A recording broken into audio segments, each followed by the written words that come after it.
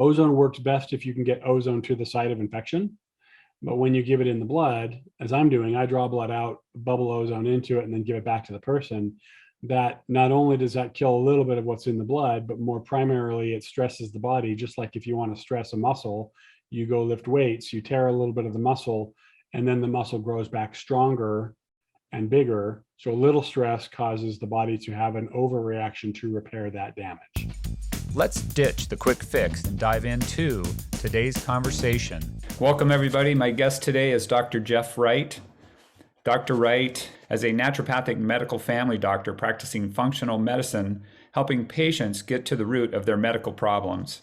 His focus is on therapies that give effective, safe, and noticeable results. Dr. Wright has specialized training in IV, oxygen, and regenerative therapies. And you've got quite a history and association in the field of naturopathic medicines. So let's jump into the ozone just a little bit. I'd like to kind of dig deep into that. We won't get as deep as you'd like to get, but basically try to get into what's going on with ozone and oxidative stress, and isn't oxidative stress bad, and when is oxidative stress good, and so if you could give us a little summary of what's happening with ozone, specifically, obviously, to the way you would use it in an office setting for like molds or Lymes, but also I might ask you about how you're using it in different applications as well, but maybe start there. Well, that was my first concern about ozone wait, isn't oxidative stress bad? And the answer to that question is no and yes. It depends on the context. And so I tell my patients, so we're going to talk about oxidative stress, and what I want you to do is, while I'm giving you this 5-minute lecture, I want you to hold your breath. And you and I both know that nobody's going to hold their unless they're extreme athletes, they're not holding their breath for 5 minutes. And so oxygen is the single most important nutrient that we take in every day. And so what happens is you carry oxygen to the mitochondria. The mitochondria then splits it in two. So you have O2, it splits it into free radicals, singlet oxygen, but we have this entire system devoted to being able to siphon off all that powerful energy and use it for ATP production. And out the tailpipe, the waste is carbon dioxide and water. So oxidative stress, by a term, is what makes us go. But when that free radical or other free radicals escape from that system, then they start to punch holes in things, and then they start causing damage. And so from a physiology perspective, ozone is effectively the exact same stuff we live on. There was a study about 20 years ago that found that, in biology, we know, or in immunology, we know that basically your white blood cell grabs bad guy, gobbles it up, puts it into a safe room, squirts a bunch of poison onto it to take it apart, and then we take a piece of that and show it to the rest of the immune system and say, hey, everybody, kill this. Well, in that safe room, what is the actual substance used to kill that bad bug? It's two things: peroxide and ozone, or free radical oxygen. And so that's what our bodies literally use to kill infection. That's the edge of the Mechanism. That's the mechanism. So literally, when we give ozone, we are doing the exact same thing that our bodies are already doing to kill infection. So I'm not sure. I think I answered your question. Yes. So how I use it. Now, there are other factors in that. For example, when you put blood or put ozone into blood, it actually reacts with the proteins and make what are called ozonides, and then those penetrate the rest of the body and do the work. Ozone works best if you can get ozone to the site of infection, but when you give it in the blood, as I'm doing, I draw blood out, bubble ozone into it, and then give it back to the person. That not only does that kill a little bit of what's in the blood, but more primarily it stresses the body. Just like if you want to stress a muscle, you go lift weights, you tear a little bit of the muscle, and then the muscle grows back stronger and bigger. So a little stress causes the body to have an overreaction to repair that damage.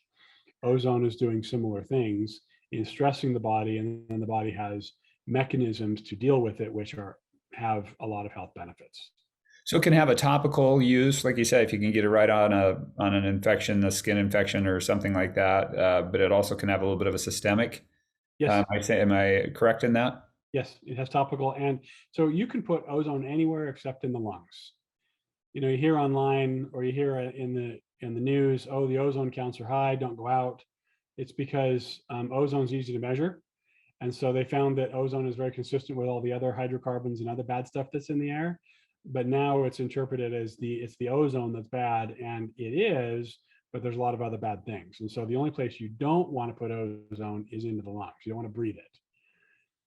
It is very irritating. And if you were to be in a room with a high amount of ozone for quite a while, it could be very harmful to you. Hey, everybody, if you're ready to get started on home use ozone therapy, head on over to simply03.com or doctorsozone.com. There's a free guide there that can help you get started on home use ozone. So I recommend you check it out. Yeah, and there's a difference between, for example, what you're using in your office from a medical ozone generator. Yes. Compared to a general home ozone air purification generator. Yes.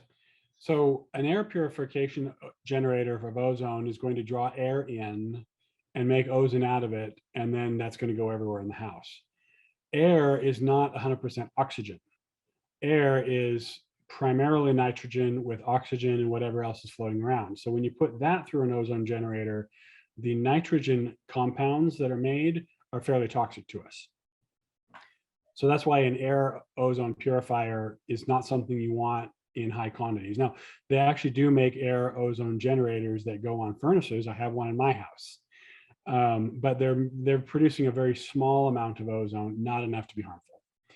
So the difference between that and a in-office ozone generator is that an in-office medical grade ozone generator is going to take medical oxygen, put it through that generator, and out the tailpipe comes a mixture of medical grade oxygen and ozone. So yeah, so as you were sharing a little bit earlier as well, that you found that that in and of itself was really creating greater results than without the ozone as far as the Lyme disease goes. Yes. You got rid of the mold, you've done some lifestyle things, and then you add ozone into it. But then you also commented that when we add ozone to ultraviolet blood irradiation, where you've taken the blood out, expose it to the ultraviolet light, and add ozone, you get even a better result. Yes. And so maybe what's a little bit about what's happening there? So ozone is a great sanitizer. If you go to your grocery store and you look on the purified water, in very, very, very small print, you'll see that it's often purified with ozone. Bubble ozone into it, it kills everything. It's a great sanitizer. Ultraviolet light is also a great sanitizer, but the light has to come in contact with something. So you'll see wands. If you want to sterilize your pillowcase or your pillow, you can have a wand that will produce ultraviolet light, and it will sterilize infection on that pillowcase. So ultraviolet light has gone back for the better part of 75 or so years, and there's a fellow who created the Knott machine. He's Dr. I think I can't remember his first name, but Emmett Knott. I think it was Emmett Knott. Yeah, Knott. And he effectively was finding a great tool to kill infection, and it probably would have taken off, except that antibiotics came in, and it's much easier to give somebody a pill than it is to draw their blood out, put it through a machine, and give it back to them. So ultraviolet blood irradiation actually has powerful effects on killing anything that is in the blood, number one. Number two, it activates the white blood cells to be more effective. It also has effects on the flow ability of blood, making it flow a little bit more. And so I find that using that in conjunction with ozone typically gets people well. That's awesome. So any other primary, I think that you may recommend some other detox methods to go along with what you're doing with ozone and the other strategies, nutrition and lifestyle and mold removal and all that. Any other detox primary? I like glutathione. Okay. I'm a humongous fan of coffee enemas. Okay. I love saunas. Really, there's so many different ways of detox. It's just a matter of finding the tool that fits the patient. What are they willing to do? Some people have said, turn off your Wi-Fi, and they're like, okay, go on to the next thing. That's not going to happen. And other people like, that's all I got to do. Yeah, well, there's more to it than that. But so, hydrotherapy, which is alternating hot and cold, or doing hot baths or cold baths, those have a place. Epsom salts baths, baking soda baths, vinegar baths, all of those play a role. Foot baths we've done in my office. I've since sold my practice, but in my office we had a thing called an ion cleanse. Where you'd sit and put your feet in water with a probe in there, which creates a gradient, a positive or negative gradient, helps to pull out positive and negative charged ions from the lymphatic system. That's a great detox. Really, there are many, many ways of detox. Detox is better described as get stuff out. There's homeopathic protocols that I use to gently tell the cells, exit that from your cell. But if you don't get it out of the cell and you don't get it out of the interstitial space between the cell and the blood, you didn't exit it. And if you don't exit it out of the body, you didn't exit it. And moving it from point A to point B, if it's not out, you're not adding anything to this person. Still in the human body if it hasn't made it all the way out. Yes. And so coffee enemas, a little bit on those. What is what have you found to be the best kind of coffee enema approach? I mean, the different coffee, the different basic materials that you would use. Well, currently my favorite brand is on back order, so I'm not going to shout that one out. And it's on back order for a while, and so it's not something that's going to change in the next little while, unless something political changes. It's not going to come back for a while. Gotcha. So the next step would be anything organic. Coffee by itself is one of the most poisonous substances consumed by humans.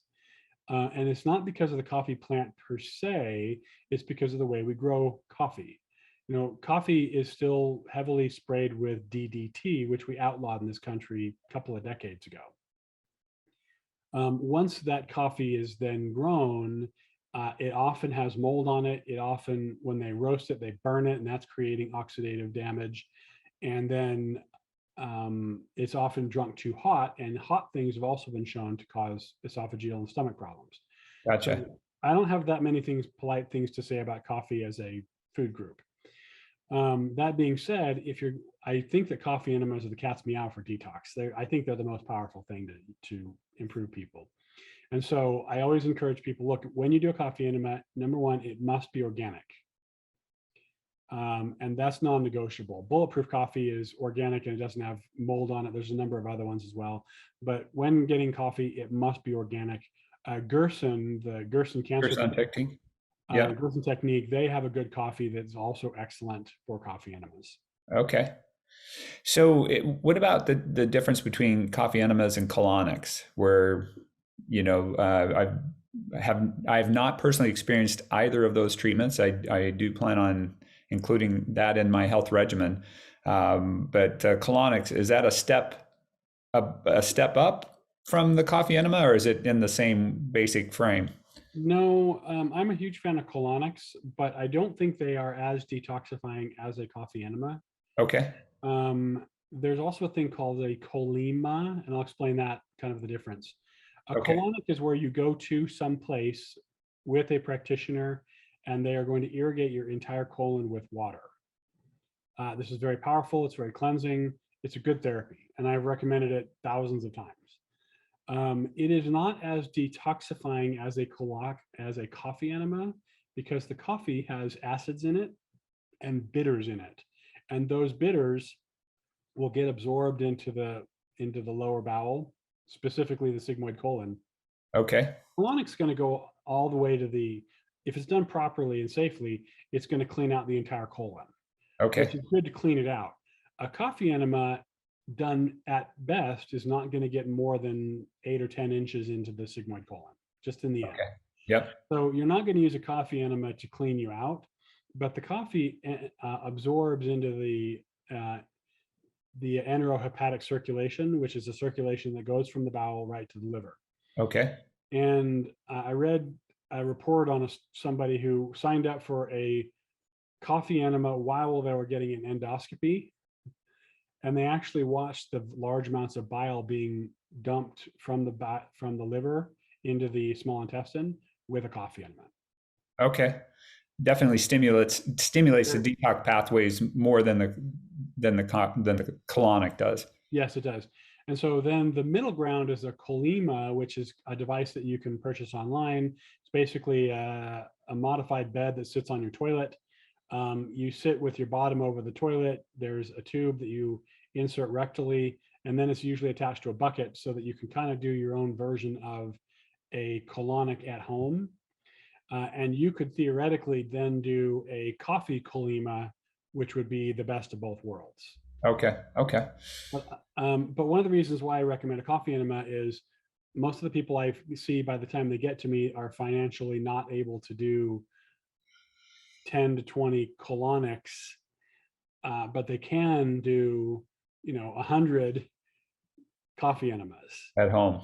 And when you can do it in the privacy of your own home and you don't have to go somewhere and do something, Right. you get better results. And there's other reasons why I will recommend colonics. For example, I find they're helpful for parasites. And if somebody's really constipated, a coffee enema is not going to unblock you. So a couple of colonics will most of the Okay. time. So Okay. Yeah, some different distinctions there. And kind of one of the things, obviously you will treat people in the office and you can do more things with IV therapies. But there are options for people, not only with coffee enemas, but also with the ozone at home, right? Do yes, you get people going on at home use with the ozone as well? I try to encourage all my patients to acquire an ozone generator and use it. Okay. And so you can use it anywhere except for breathing. You can get a device to put it in your ears. I've seen some nice results. I would say two out of three people who had tinnitus or ringing in their ears got nice results with ozone in their ears. It hasn't worked for everybody. Has not worked for hearing loss, at least so far. I have people drink it. I've had people with hypermobility disorders and digestive upset where they would drink some ozonated water that they would make every day, and that made a humongous difference in their digestion. Rectal ozone does a lot of the similar things. In fact, a lot of the ozone research, or the research on ozone, is actually on rectal ozone from Canada. And they got some pretty great results from doing rectal ozone every day for 5 days for a couple of weeks. 5 days on, 2 days off for a couple of weeks. And so I think that's a powerful tool. If you happen to be female, doing vaginal ozone is also actually, I think, more effective than doing rectal ozone. For those of us of the male persuasion, we're not plumbed that way. So we have to just settle for rectal ozone, but I have found it to be very powerful. Now, is ozone, when you talk about that, the 5 day on, 2 day off, 5 day on, 2 day off for a 2 week period, is it something that you do that kind of initial therapy and then you try to utilize it as a maintenance approach from that point on, or is it just how is it best used as far as ozone goes? Yeah, I would encourage people to do it regularly. It is a good maintenance tool. If you're going to do it for maintenance, usually 3 or so times a week is great. If you're actively trying to change a condition, usually it's 5 days on, 2 days off for multiple, like 4 to 6 weeks. Okay. Because doing it once is not going to change very much. It's just not powerful enough. But it's a very effective, powerful tool that can favorably alter the physiology. That's awesome. So, gosh, there's so much good stuff and so little time. I wanted to at least hit a surface on cognitive decline and some of the work that you've done with Dr. Amen's, exposure and Dr. Bredesen's exposure as well. So you touched on that in the initial intro, and want to come back to that just a little bit on what you're doing there. So, Dr. Amen's, I would say that Dr. Amen's material would be covered under Dr. Bredesen's cognitive decline. It's much more deep. Dr. Bredesen says that effectively it's kind of like your roof has 36 holes in it, and plugging one hole isn't going to change very much. You really have to look at all of the causes, whether it's genetic, whether it's a food problem, allergy, or toxin, whether it's a detox pathway. Bredesen's protocol has 5 different forms of cognitive decline of Alzheimer's. There's the toxic one, which is the hardest one to treat. There is there's the tropic one, which means you've lost all of your supportive factors. There's the blood sugar one. There's type 1. We talk about type 1 or type 3 diabetes, which is Alzheimer's disease, but it's basically a blood sugar problem in the brain. And so there's also a circulatory one where you've lost circulation to the brain, and so your brain is kind of functioning. And then there's a cross between all of them. I mean, you might have one that is primarily toxic, but you also have blood sugar components, and you also have tropic concerns where you're not repairing your brain. And really that makes a big difference in finding the cause, and the sooner you can catch it, the earlier it is. But in our society, it's just accepted that, when you get into your later years, 60s, 70s, and 80s, that you're going to have cognitive decline. And that sounds like, well, I just don't remember things as well as I used to. And well, why? Shouldn't we be able to remember things? Dr. Amen's really the place where he shines is looking at the hot spots and cold spots of the brain. And I went and got my brain scanned. My wife had some head trauma. She had a massive stroke about 10 years ago. And so I got her mostly well with ozone and B vitamin IVs. And I said, hey, I want to take you down to the Amen clinic and get you scanned. And she said, well, I'll go if you go. And so they said to her, after scanning her brain, they said, you're either the biggest liar we've ever seen, or you're doing something right, because you shouldn't be able to fly to a new state, navigate getting to our office, talking with our staff, filling out the paperwork and all the other paperwork that we have. And so whatever you're doing, keep doing it. And then they looked at me and said, you have a problem. Oh, no. And so, it was very interesting to see their take on it, but you can really see the function of the brain. If somebody has ADD, for example, which is relatively common rewiring of the brain, they have hot spots and cold spots. And so it might be that they have ADD because their prefrontal cortex, which is this spot, isn't working. And so they don't have the policeman in their brain that says you probably shouldn't do that. Or it could be that other factors, they've got a ring of fire where other factors are kind of turned off.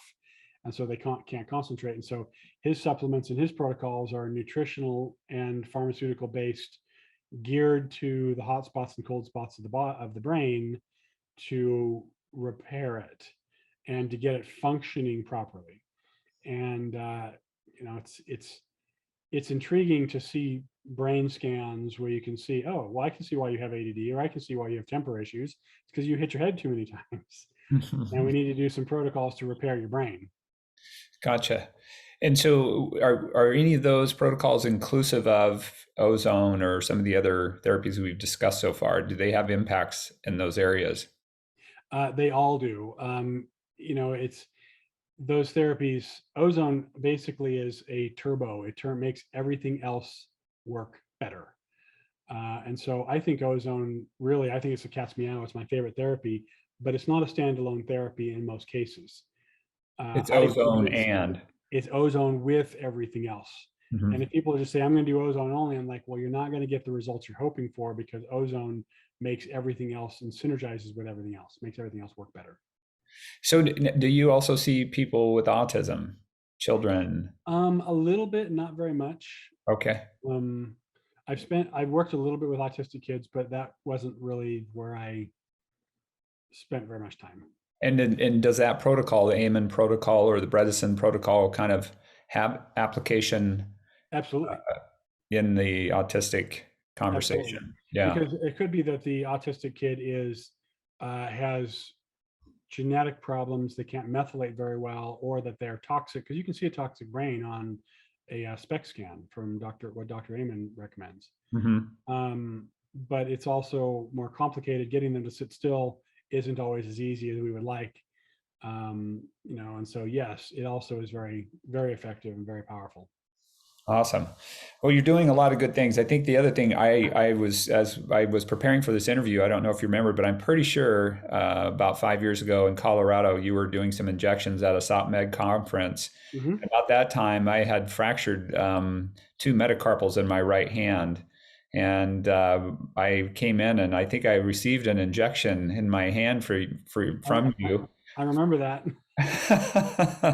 And so the injections for, that's another thing I try to have my patients consider instead of cortisone injections, prolotherapy, ozone injections, stem cell, those kinds of things. So what's happening with ozone injection when we're talking about fractures and joint pain and ligament and tendon and all those injuries?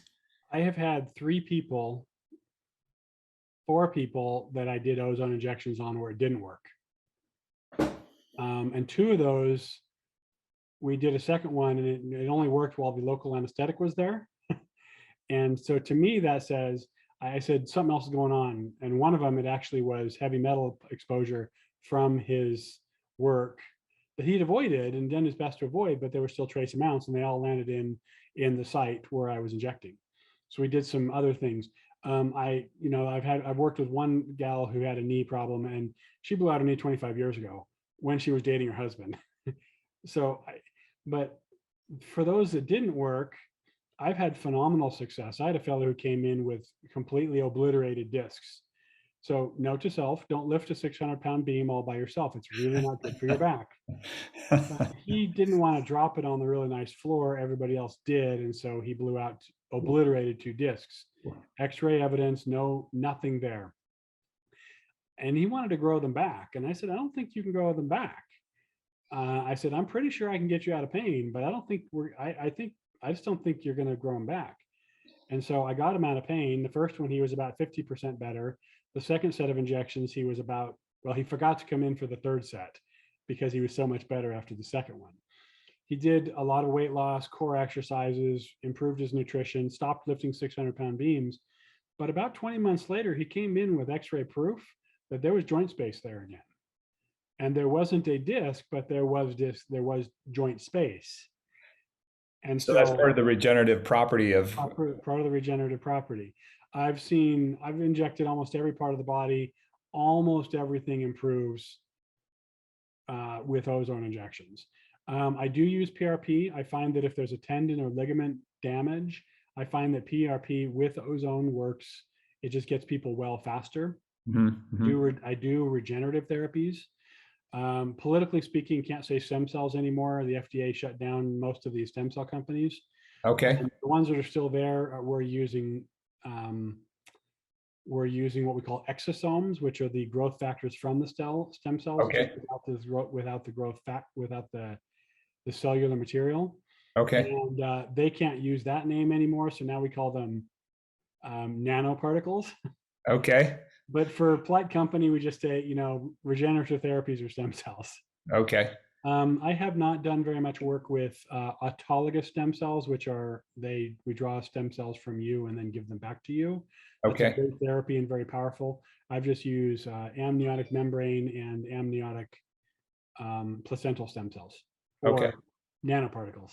Or nanoparticles, to be politically correct. Don't get me started on that. Yeah. That's so frustrating. Anything that we've missed that you'd like, what would be a couple of take-home points to kind of summarize a little bit of what we've talked about today? Number one, medicine, we doctors of all of our persuasions went into medicine, I hope, to get you well. And oftentimes we go through a heavy duty training / brainwashing, depending on your point of view, that says you may or may not ever get well. So the most important thing is you need to be working, for all your listeners out there, you need to be working with a doctor who is going to treat you like your body can get well and is going to give you every opportunity to do so.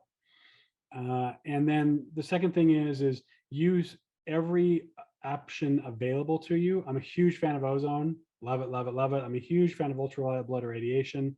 I do a lot of orthopedic injections. It's kind of where I'm focusing more now on, but I'm also focusing on detective work of helping people find the cause of why they're sick and fixing it. Take the medicine if it's life-threatening, but that's not going to fix you. You have to get to the root problem, fix it, add health, subtract ill health, get rid of the stuff that's hurting you, and you can get well. I firmly believe that you can get well. That's awesome. I'll editorialize here, a little bit.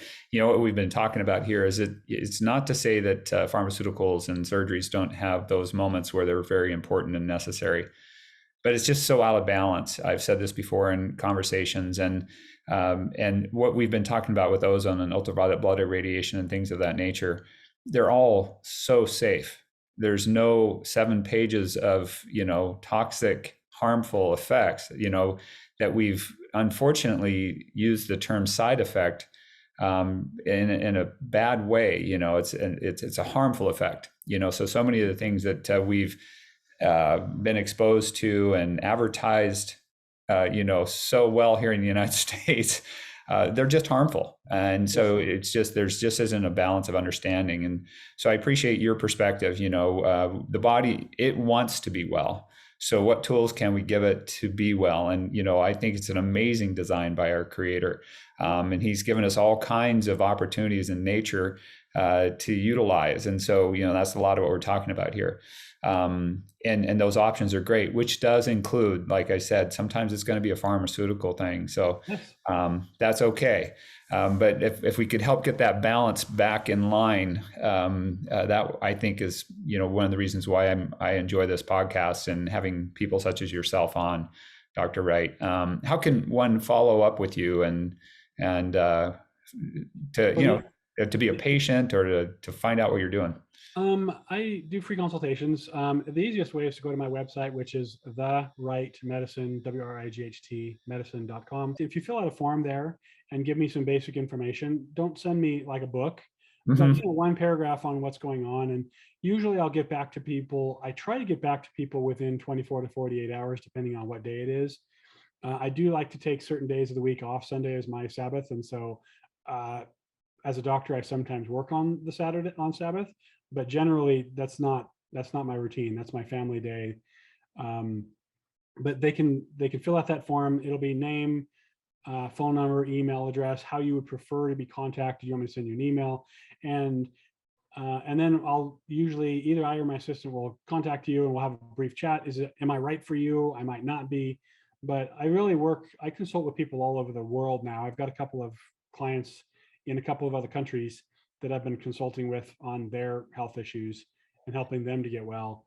And I want people to be well. I want people to understand that in our country, we live in a theoretically free society, but how can you be free if you don't have health? How can you make good decisions if you don't have education to be able to? Because if all you know is what's advertised on TV, then you really don't know very much, because you're only finding out what people paid money for you to find out. And so I'm a big proponent of getting educated in all of the wellness areas. And so that's a lot of what I spend my time doing, is trying to get people to the healthy place. I had a couple of patients last week. I said, the most important person you need to talk to is a good chiropractor I know, because he does the structural things that I need. I think that's the focus of your problem. Sometimes I'm not the one who needs to help you. Sometimes like my blood pressure is like super high, and I'm like, you need a drug. I don't want a drug. I say, well, having a stroke is going to really interrupt your afternoon. You need a drug. And then we'll talk about how you can get off of it. So there you go. Yeah, exactly. Hey, let's use that to get you through the emergency and then help you get away from it, because the long-term use of it is not going to be good. If possible. Yeah, I agree. So the rightmedicine.com is where one would go to follow up with you. And boy, I really appreciate everything you've shared today. And I just encourage listeners to give you a holler to investigate further, because I know there's a lot of people with chronic fatigue and molds and Lyme's and cognitive decline. So you'd be a great resource for people to work with. And so appreciate what you brought today. And I appreciate being on your podcast.